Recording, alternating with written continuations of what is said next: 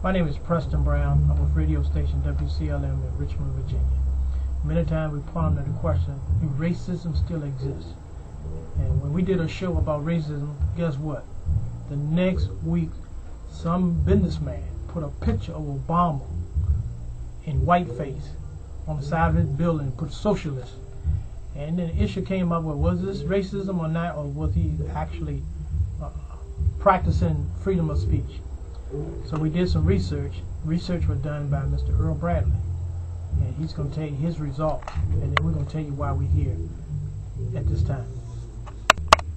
Yes, Mr. Brown had gotten us together in order to research this because we did not want to leave this particular situation without defining what it is, because many reporters asked that question, was it racist, was it racist? So Mr. Brown engaged us to look and find a definition, and what we was able to research was by utilizing Professor Alexander Ceases from out of Chicago Loyola College, professor of law, his papers, and we found out that the government, our government, used as a barometer what is called all-ports scale. All-ports scale is the barometer that our government as well as international judicial system uses to establish the barometer of what is racism. This scale was initially started by Gordon Allport, who was a psychologist. So what we want to do is to give you the definitions of it. So from this point forward, whenever you see or ask the question, is it racism, you're able to define it. And the scale is 1 through 5, and it will amaze you. And it goes accordingly. We wanted to make sure that we address the issues of limitation of speech in reference to the First Amendment.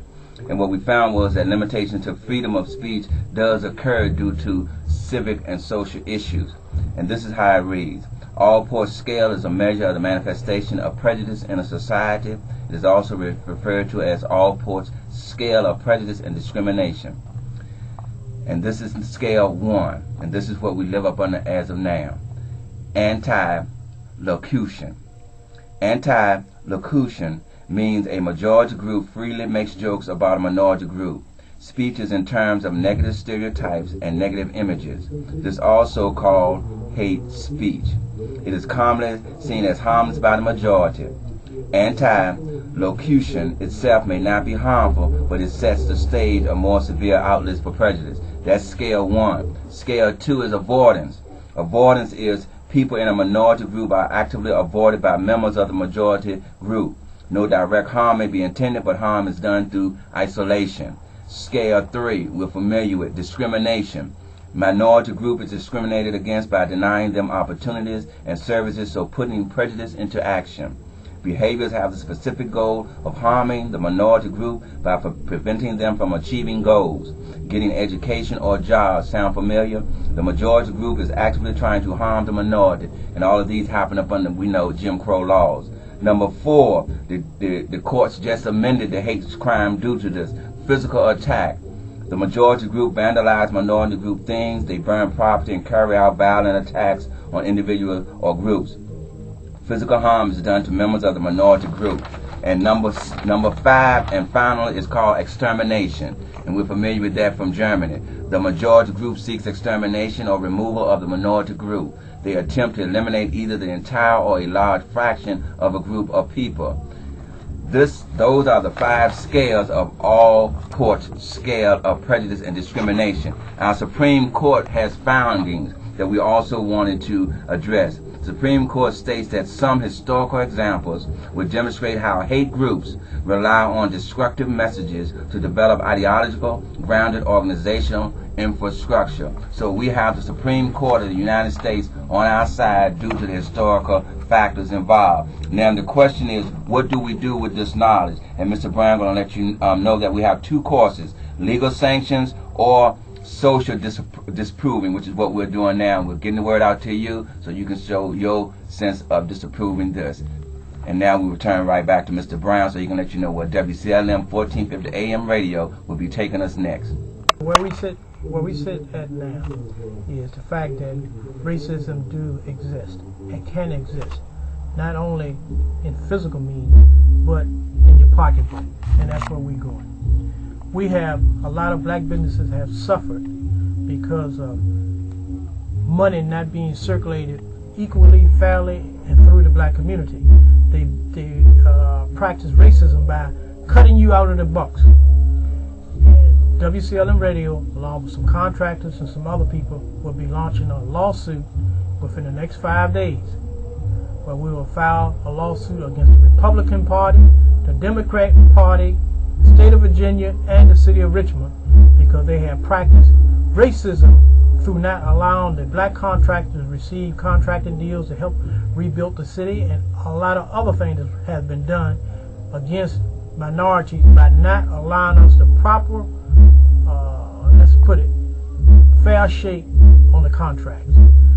Richmond have given 1% of the contracting contracts they were given 1% to minorities. 1% out of 100, not 1%, a half a percent out of 100 contracts that the city of Richmond issued have went to white contractors, and minorities have not got their fair share. This is racism at its worst, and that's because it's hitting the pocketbooks. And when you take money out of the community, you invite crime, you invite poverty, you invite bandit homes. All of this is because they have taken the money out of the community.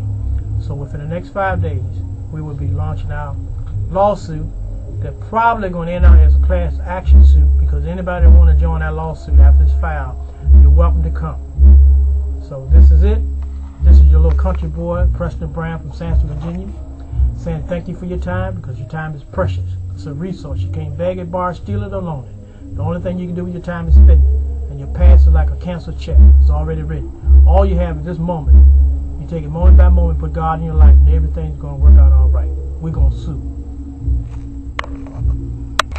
Thank you, Mr. Brown. So we've given have given instructions on what and how we're going to proceed forward. But we also want, on behalf of Mr. Preston Brown here at WCLM 1450 AM Radio, we're engaging you and encouraging you as you receive this YouTube to send it on, because we want everyone educated on this. And again, number one on the scale is the genesis of what all of our problems stems from, and it is called Antilocution.